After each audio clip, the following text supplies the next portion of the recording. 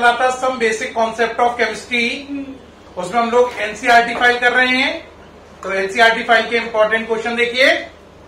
Question है वो आपके सामने, A+B2 बन रहा है। कह रहा है identify the limiting reagent if any in the following reaction mixture. कह रहा है अगर A B2 से मिलकर AB2 बना रहा है तो इन पांचों केस में पता करो A और B2 में से कौन लिमिटिंग रीजेंट है, या कोई लिमिटिंग रीजेंट है ही नहीं, है ना। तो आपको बताना है इन पांचों केस में A लिमिटिंग रीजेंट है या B2 है या दोनों में से कोई नहीं है। पहले केस में 300 एटम A के हैं, 200 मॉलिक्यूल B के हैं। दूसरे केस में 2 मोल A है, 3 मोल B है। तीसरे केस में 100 एटम्स A के हैं, 100 मॉलिक्यूल B के हैं। चौथे केस में 5 मोल A है और 2.5 मोल B है। पांचवें केस में 2.5 मोल A है और 5 मोल B है ना। तो आपको बताना है कौन लिमिटिंग रीजेंट है ना इस केस में, ये आपको एक्सप्लेन करना है। बात समझ में आ रही है या नहीं, ये आपको बताना है। कैसे करेंगे बेटा, देखो यहां पे साफ नजर आ रहा है A किससे रिएक्शन कर रहा है, B2 से, और क्या बना रहा है AB2। ये एटम है, ये मॉलिक्यूल है और ये मॉलिक्यूल है। तो पहले आप क्या करो, इस वाले केस के लिए पहले से नोट करो जरा जल्दी से, सामने से अगले नोट कर लो क्वेश्चन, नोट कर लीजिए भाई, जल्दी से नोट कर लीजिए। नोट कर लिया है। अब चलो भाई, अब क्या कह रहा है, कह रहा है लिमिटिंग रीजेंट पहचानो। तो देखो यहां से इसे हटा दिया। अब चलो A क्या है, एटम, तो यहां पे 1 है, यहां पे 1 है, तो 1 एटम A का, और 1 B2 का मतलब क्या हुआ, 1 मॉलिक्यूल B का। 1 मॉलिक्यूल है किसका, B का। B का 1 मॉलिक्यूल है, उसका नाम है B2, और A का 1 एटम है, यानी A का 1 एटम B के 1 मॉलिक्यूल से मिलकर क्या बना रहा है, AB2 बना रहा है ना। तो अब आपको बताना लिमिटिंग रीजेंट कौन है। तो इसका 1 एटम होगा तो इसका क्या होगा, 1 मॉलिक्यूल होगा, यानी A का 1 एटम होगा तो B2 का 1 मॉलिक्यूल होना चाहिए, ठीक है या नहीं। अब चलो, अब वो कह रहा है 300 एटम A के, तो इसके तो 300 एटम है देखो पहले केस में। तो अगर इसके 300 एटम हैं, ये यहां से जगह क्लियर कर लो, तो इसके कितने होने चाहिए, 1 एटम 1 मॉलिक्यूल। तो 300 एटम है तो आप पे कितने मॉलिक्यूल होने चाहिए, 300। लेकिन आप देखो यहां पे एटम तो 300 है लेकिन मॉलिक्यूल 200 है। ये 1 है तो इससे 1 होना चाहिए, ये 300 एटम है तो इससे 300 मॉलिक्यूल होना चाहिए। लेकिन हम देख रहे हैं ये तो 300 एटम है लेकिन ये 200 ही मॉलिक्यूल है। कितने हैं, 200। तो ये 300 है तो इसे 300 होना चाहिए, लेकिन ये 200 है। तो लिमिटिंग रीजेंट कौन हुआ, आंसर बी। कौन हुआ, बी। तो इसका मतलब हो गया पहले वाले केस में लिमिटिंग रीजेंट कौन है, बी। तो ये ऐसे करके सर्कलिंग कर दी, यानी पहले वाले केस में बी आंसर है। अब फिर आगे बढ़ो, सेकंड में आ जाओ। 2 मोल A 3 मोल B। देखो बेटा इसका 1 एटम है, इसका 1 मॉलिक्यूल है, या यूं कह लो इसका 1 मोल एटम है तो इसका 1 मोल मॉलिक्यूल है। यही तो बात आ रही है। अब जरा चेक करो, ये 2 मोल है, ये 3 मोल है, ये 1 है तो इसे 1 होना चाहिए, अगर ये 2 है तो इसे 2 होना चाहिए। लेकिन हम देख रहे हैं ये तो 2 है और ये 2 की जगह कितना है, 3 है। तो इसका मतलब कम कौन पड़ रहा है, बताओ बताओ जरा, क्या आंसर हुआ, आंसर ए। कैसे बताओ जरा बेटा, दोबारा सोचो, ये हटा लो तो आप हल समझ पाओगे। बताओ, ये 1 मोल एटम है तो ये 1 मोल क्या होना चाहिए, मॉलिक्यूल। अरे हाँ या ना। अब देखो क्वेश्चन के अकॉर्डिंग ये 3 मोल है, तो अगर ये 3 मोल है तो इसे भी कितना होना चाहिए, 3। लेकिन ये 3 की जगह कितना है, 2, तो इसे होना चाहिए था 3, है ये 2। तो लिमिटिंग रीजेंट कौन है, ए। तो पहले केस में आंसर बी है, दूसरे में ए है। अब थर्ड में आ जाओ, 100 एटम 100 मॉलिक्यूल 1। अब जरा सोचो इनका रेशियो क्या है, 1:1। तो अगर ये 1 एटम होगा तो ये 1 क्या होगा? मॉलिक्यूल। अगर अब क्वेश्चन में ये 100 है, अगर ये 100 है तो ये भी 100 होने चाहिए, तो ये 100 है ये भी 100 है, तो इसका मतलब ये 1 है ये 1 है, ये 100 है ये भी 100 है, तो दोनों बराबर है ना। तो इसका मतलब है इन दोनों, इस केस में ना ए लिमिटिंग रीजेंट है ना बी है, क्योंकि ये 1 है ये 1 है ये 100 है तो ये भी 100 है, तो लिमिटिंग रीजेंट ना ए है ना बी है। तो पहले में लिमिटिंग रीजेंट बी है, दूसरे में ए है, तीसरे में ए और बी में से कोई भी लिमिटिंग रीजेंट नहीं है। अब बच्चा कहेगा ये तो बड़ा सरल लग रहा है सर, मैं खुद कर लूं। हाँ करो बेटा, करिए, आप अपने से बताओ। फोर्थ में बोलो, ये 1 मोल है एटम का, तो इसे क्या होना चाहिए? 1 मोल मॉलिक्यूल का। अरे हाँ या ना? अब आ जाओ इसमें, ये कितना है? 5। ये अगर 5 है तो इसे भी कितना होना चाहिए? 5, लेकिन उसके स्थान पर ये कितना है? 2.5। भाई 1 1 है, अगर ये 5 है तो इसे भी 5 होना चाहिए, लेकिन ये कितना है? 2.5। तो लिमिटिंग रीजेंट कौन हो गया? बी। तो चौथे केस में आंसर हो गया बी। अब पांचवें में आ जाओ, ये 1 है तो ये 1 है, अगर ये 2.5 है तो इसे भी कितना होना चाहिए? 2.5, है ना? या यूं समझ लो, ये 1 है ये 1 है, ये 5 है, ये वाली चीज, ये 5 है तो इससे कितना होना चाहिए? 5, लेकिन 5 के स्थान पर ये कितना है? 2.5। तो लिमिटिंग रीजेंट कौन हो गया? ई। दोबारा समझो, ये 1 ये 1, ये 5 तो इससे होना चाहिए 5 है, ये 2.5, तो लिमिटिंग रीजेंट कौन हो गया? ए। तो इस तरीके से आंसर हुए, पहले वाले पार्ट का आंसर हुआ बी, दूसरे वाले पार्ट का ए, तीसरे वाले पार्ट का नो, कोई भी लिमिटिंग रीजेंट नहीं है, नो लिमिटिंग रीजेंट, चौथे वाले का फिर बी, और पांचवें वाले का फिर ए। ये आंसर हो गए पांचों पार्ट के। इसके साथ ये क्वेश्चन खत्म हो गया।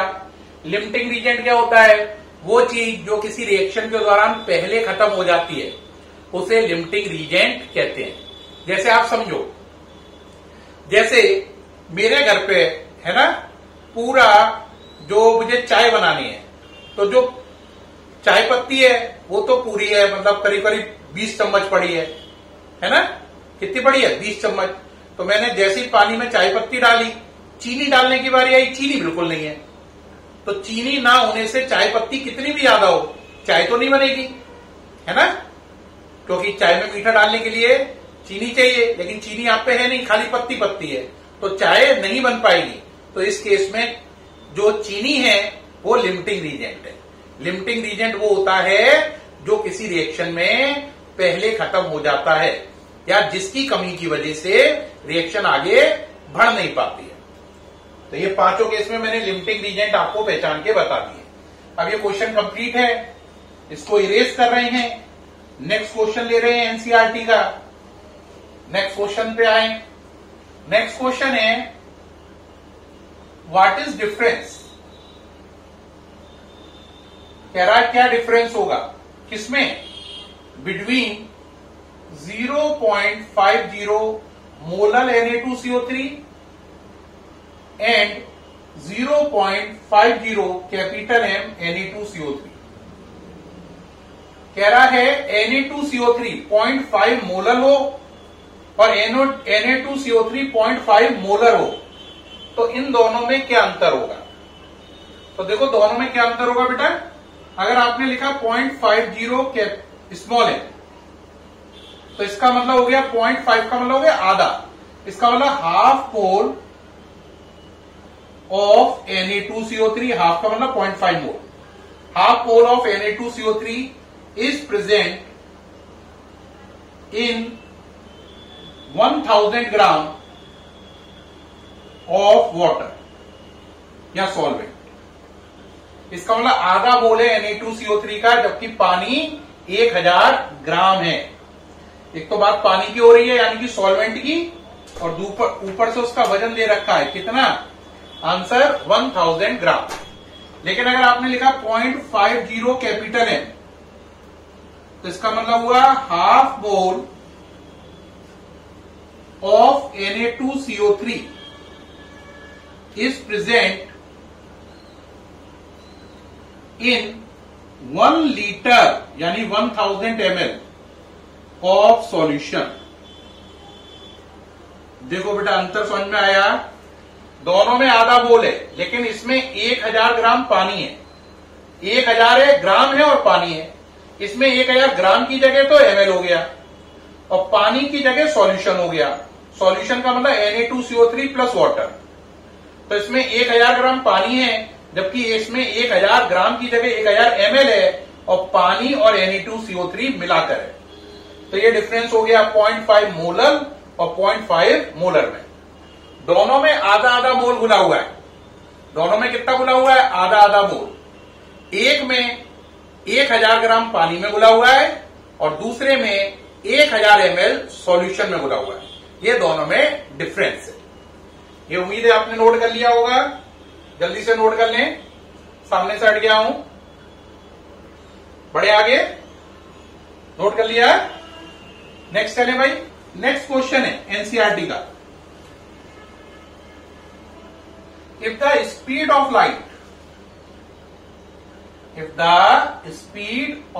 Light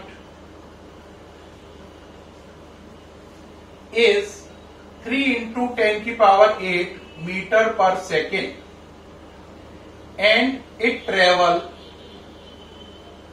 for 2 nanosecond,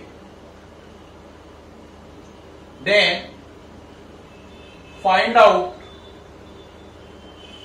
the distance traveled।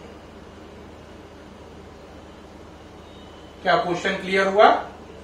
कह रहा है इस लाइट की स्पीड 3 into 10 की पावर 8 मीटर पर सेकेंड है और वो लाइट 2 नैनो सेकेंड तक चल रही है।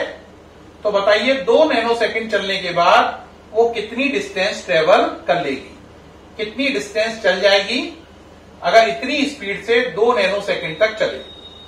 देखो बेटा, डिस्टेंस ट्रेवल निकालने के लिए एक ही फॉर्मूला होता है। डिस्टेंस इक्वल टू होता है स्पीड इनटू टाइम,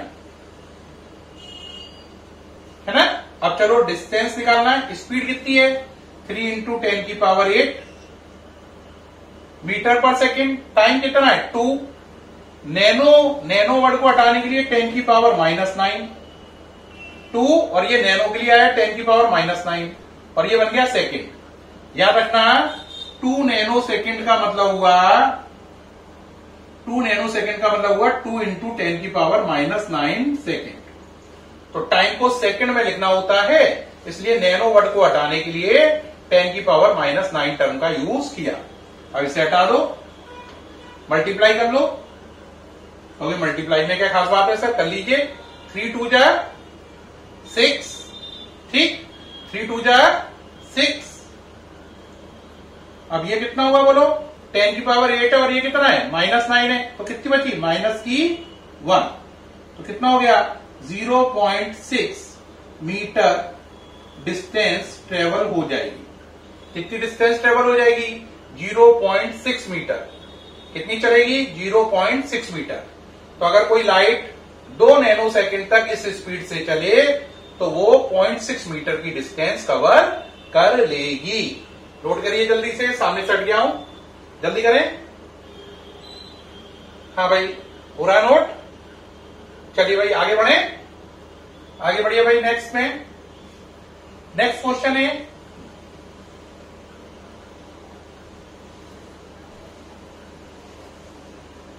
वो कह रहा है if 10 volume H2 10 volume dihydrogen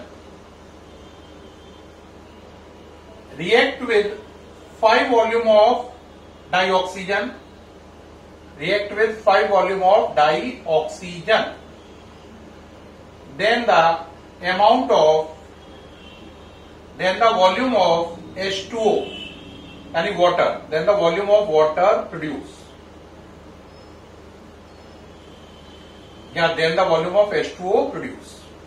कह रहा है अगर 10 वॉल्यूम डाइहाइड्रोजन 5 वॉल्यूम डाइऑक्सीजन से रिएक्शन करे तो बताओ कितना वॉल्यूम बनेगा H2O का।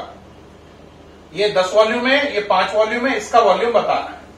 बेहद ही सरल क्वेश्चन रहा। रिएक्शन होती है 2H2 plus O2 1O2 equal to 2H2।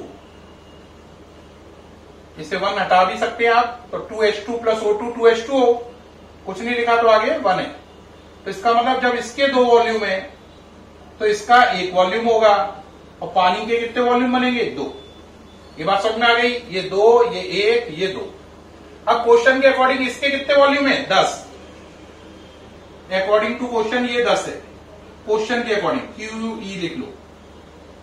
और ये कितना है? 5 है। जरा सोचो, ये 2 है तो ये 1 है, जितना ये है उससे इससे आधा होना चाहिए। ये 10 है तो ये 5 है, बिल्कुल सही है। तो इसका मतलब कोई भी लिमिटिंग रीजेंट नहीं है। ये 2 है तो ये 1 होना चाहिए। ये 2 का 5 गुना 10 हुआ तो ये 1 का 5 गुना 5 हो गया। तो इसका मतलब यहां पर ना तो ये लिमिटिंग रीजेंट है ना ये। तो आंसर रहा लिमिटिंग रीजेंट कोई भी नहीं है, नो। अब आंसर इसका निकालना है। जब लिमिटिंग रीजेंट कोई भी ना हो तो कैलकुलेशन किसी भी रिएक्टेंट से कर लेते हैं। अगर लिमिटिंग रीजेंट कोई होता तो कैलकुलेशन केवल उससे की जाती। और अगर बेटा ध्यान रखना, अगर लिमिटिंग रीजेंट कोई भी नहीं है तो आप कैलकुलेशन किसी से भी करो, सारे रिएक्टेंट में से कोई भी सेलेक्ट कर लो। लेकिन अगर लिमिटिंग रीजेंट है तो कैलकुलेशन हमेशा लिमिटिंग रीजेंट से ही की जाती है। तो देखो भाई, यहां पे लिमिटिंग रीजेंट कोई भी नहीं है, तो आप कैलकुलेशन चाहे H2 से करो चाहे O2 से करो। मान लो इससे कर रहे हो तो ये 2 है, ये 2 है, ये 10 है तो ये कितना होगा? 10। तो बस आंसर 10 आ गया। एक बच्चा कहेगा नहीं इससे कर रहा हूं, तो ये 1 है तो ये 2 है, ये 5 है तो ये कितना होगा? 10। तो चाहे आप इससे आंसर निकालो तब भी 10 आएगा, चाहे इससे निकालो तब भी 10 आएगा। तो आंसर H2O कितना बना? H2O कितना बना? इसका आंसर हो गया हमारा 10 वॉल्यूम। कैसे किया? 2 2 10 तो 10। एक और टेक्निक क्या हो सकती है? 1 2 तो ये 5 तो ये 10। तो चाहे आप इससे आंसर निकालो चाहे इससे, आंसर कितना आएगा? 10 वॉल्यूम ही आएगा। इसका आंसर हो गया 10 volume.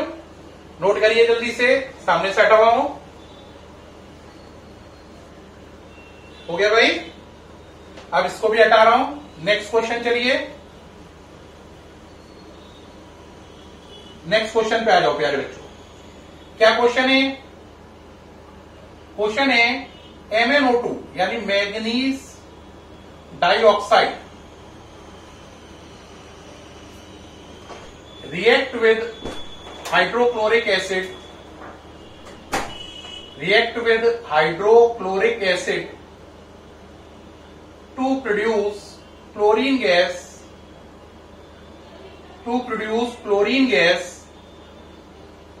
according to the reaction। अब रिएक्शन दे रखी है उन्होंने। क्या रिएक्शन है? MnO2 plus 4HCl, MnO2 plus 4HCl equal to MnCl2 plus 2H2O plus Cl2। ये रिएक्शन है। अब आगे बोल रहा है इफ द रेट ऑफ या if the mass of MnO2 is 5 gram, then ये 5 लिखा है बच्चों। If the mass of MnO2 is 5 gram, then calculate mass of HCl।